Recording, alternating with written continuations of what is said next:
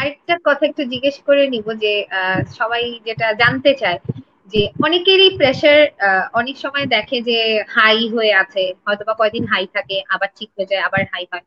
তো যদি কখনো কাউকে কখনো হাই প্রেশারের ওষুধ প্রেসক্রাইব করা হয়, সবারই একটা চিন্তা থাকে যে যদি খাওয়া শুরু করি তাহলে আমাকে আজীবন খেতে হবে কিনা।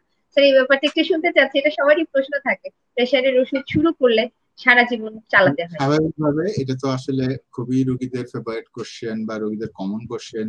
রোগীদের জি। যখন প্রেশার ওষুধ নতুন নতুন আমরা দিয়ে থাকি, রোগীরা তখন একটু মন খারাপ করে, বলে স্যার আমার এই ওষুধ কি সারা জীবন খেতে হবে কিনা। আসলে সারা জীবন খেতে হবে কিনা এটা ভ্যারি করে। আসলে আসলে কোন ধরনের তার প্রেশারও বিভিন্ন ক্লাসিফিকেশন আছে, বিভিন্ন ধরনের প্রেশারও আছে।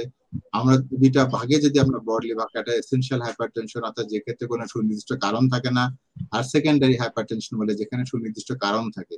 যেমন কারো যদি কিডনির সমস্যা থাকে, বেশ করে ছোটবেলায় অনেকের কিডনির সমস্যা আছে, ছোটবেলায় অনেকের প্রেশার হয়, খুব ছোট বাচ্চাদেরও হয়, যেটা আমরা গ্যাকুট গ্লোমারনেফ্রাইটিস বলি। এবং এই জি। বাচ্চাদের সাধারণত দেখা যায় পরবর্তীতে তাদের আর প্রেশার ওষুধ লাগে না, প্রথম দিকে হয়তো প্রেশার ওষুধ লাগে। কিডনি যখন ইমপ্রুভ করে যায়, কিডনি ভালো হয়ে যায়, তখন তার কিডনি স্বাভাবিকভাবে প্রেশার ওষুধ লাগে না এবং কিডনির ওষুধ লাগে না। তাহলে এই যে যে গ্রুপটা আছে, কারো যেমন হরমোন জনিত সমস্যা, বিশেষ করে হাইপোথাইরয়েড বা হাইপারথাইরয়েড বলে, বা কারো একটা মেগালি বলে, এই যে যাদের এই কারণে যাদের উচ্চ রক্তচাপ হচ্ছে, এদেরও যদি দেখা যায় যে আপনার ওই যে থাইরয়েডের চিকিৎসা দেওয়া যায়, পরবর্তীতে কিন্তু তাদের আর উচ্চ রক্তচাপের অধিকাংশ ক্ষেত্রে আর ওষুধ লাগে না, যদিও প্রথম দিকে কিন্তু রক্তচাপ নিয়ন্ত্রণের জন্য তাদের ওষুধ লাগে।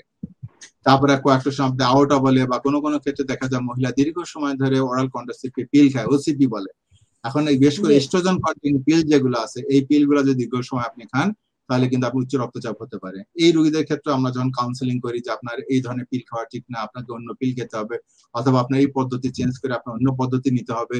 নেওয়ার পরে প্রথম দিকে ওনার রক্তচাপ, উচ্চ রক্তচাপের ওষুধ দিলে পরবর্তীতে আর রক্তচাপের ওষুধ লাগে না, যখন এই 3 থেকে 6 মাস পরে দেখা যায় রোগী সম্পূর্ণ ভালো এবং তারা সে অন্য পদ্ধতি হয়তো ব্যবহার করে। এছাড়া দেখা যায় যারা বেশ করে বয়স্ক রোগীরা যারা ব্যথার ওষুধ খায়, বিশেষ করে এনএসআইডি বলে, অর্থাৎ নন স্টেরয়েড অ্যান্টি ইনফ্লামেটরি ড্রাগ, যারা শরীরে ব্যথার ওষুধ খায়, এদের দুটো একটা ব্যাপার হয়। এদের দেখা যাচ্ছে একটা হলো যে উচ্চ রক্তচাপ ছিল না আগে, তাদের উচ্চ রক্তচাপ ডেভেলপ করে, এবং এদেরও দেখা যাচ্ছে যে, এবং যারা উচ্চ রক্তচাপ আগে দেখা যাচ্ছে একটা বা দুটো ওষুধ খাওয়া লাগতো, তাদের এই দীর্ঘমেয়াদী ব্যথার ওষুধের কারণে যাদের তখন এই একটা দুটো ওষুধ আর কন্ট্রোল হয় না, তাকে 3-4টা ওষুধ খেতে হয়। অথবা দেখা যাচ্ছে তাদের এই এর পাশাপাশি উচ্চ রক্তের পাশে অন্যান্য কোনো অনেক রোগগুলো দেখা যায়। এখন এই ধরনের যারা ব্যথার ওষুধ খাচ্ছেন, এই ব্যথার ওষুধ খেলেও আমরা অনেক সময় কাউন্সিলিং করে তাদের ব্যথার ওষুধের ধরনটা চেঞ্জ করে দিই। ব্যথার ওষুধ বিভিন্ন রকমের আছে। যে ব্যথার ওষুধগুলো আমার কিডনির সমস্যা করে না, যে ব্যথার ওষুধগুলো হার্টের সমস্যা করে না, যে ব্যথার ওষুধ আমার রক্তচাপ করে না, উচ্চ রক্তচাপ করে, সেই ধরনের ওষুধ সিলেকশন করে আমরা রোগীদেরকে দেই, এবং আমরা দেখা যাচ্ছে প্রথম দিকে তার উচ্চ রক্তচাপের ওষুধ লাগলে পরবর্তী উচ্চ রক্ত ওষুধ আর লাগে না। অনেকগুলো আসলে ফ্যাক্টর আছে বা কারণ আছে, যেগুলোতে আসলে রোগীর ওষুধ প্রাথমিকভাবে উচ্চ রক্তচাপ ওষুধ শুরু করলে পরবর্তীতে আমরা ওষুধ বন্ধ করে দিই। সুতরাং উচ্চ রক্ত ওষুধ একবার শুরু করলে যে সারা জীবন আসলে খেতে হবে, বন্ধ করা যাবে না, জিনিসটা তা না। আর একটা ক্ষেত্রে দেখা যায় যে আমাদের এই যে অনেক সময় প্রেশার আপ ডাউন করে, আসলে প্রেশার আপ জি। ডাউন করলে আসলে আমরা সাধারণত উচ্চ রক্তচাপের ওষুধ তখন আমরা মানে ইউজুয়ালি দেই না। কয়েকটা ক্ষেত্রে প্রেশার আপ ডাউন করতে পারে। একটা হলো যে আমার হয়তো উচ্চ রক্তচাপ হয় নাই, আমার সাডেন আমি টেনশনের কারণে বা কোনোখানে আমি উত্তেজিত হয়েছি, আমার প্রেশার বাড়ছে, দেখা যাবে আমার যখন টেনশন কমে যাবে তখন আমার প্রেশার স্বাভাবিক হয়ে আসবে। এখন যদি এই টেনশন দেখে আমি যদি উচ্চ রক্তচাপের ওষুধ ওনাকে খাওয়াই রোগীকে বা দিয়ে থাকি, তখন তো তখন পরবর্তীতে প্রেশার ফল করে যাবে, বেশি কমে যাবে। সুতরাং এই গ্রুপে আসলে উচ্চ রক্তচাপ তাকে বলে যে রক্তচাপটা আমার 140/90 বেশ কিছুদিন ধরে বাড়তি থাকে, অর্থাৎ অনেক সময় ধরে পারসিস্টেন্ট বলি আমরা, অর্থাৎ সবসময় যখন বাড়তি থাকে তখনই আমরা উচ্চ রক্তচাপ বলি। সুতরাং উচ্চ রক্তচাপ ওষুধ শুরু করার আগে যেন আমরা খুব সতর্কতা অবলম্বন করি, আমরা নিশ্চিত হই যে আসলে ওনার উচ্চ রক্তচাপ আছে। সাময়িকভাবে প্রেশার বাড়লো, সাময়িকভাবে প্রেশার আমাকে 160 বা 150/90 বা 100 হলো, আমরা কিন্তু খুব তখনই ধাপ করে যে ওষুধ দিয়ে জিনিসটা তা না, আমরা একটু নিশ্চিত হয়ে তারপরে আমরা ওষুধ দিই। অনেক সময় দেখা যায় যে বাসায় রক্তচাপ নর্মাল, কিন্তু ডাক্তারদের চেম্বারে যখন আসে বা হাসপাতালে আসে ধাপ ধাপ করে প্রেশার বেড়ে যায় টেনশনে। একসময় এটা দেখে যদি আমি উচ্চ রক্ত ওষুধ দিই, তাহলে রোগীর আসলে দেখা যাবে প্রেশার বেশি কমে যাবে, তার ঠিক হবে না সেই উচ্চ রক্তচাপের ওষুধ দেওয়া বা উচ্চ রক্তচাপ তাকে নির্ণয় করা বা ডায়াগনোসিস করা যেটা বলি, সেটা ভুল ডায়াগনোসিস হবে।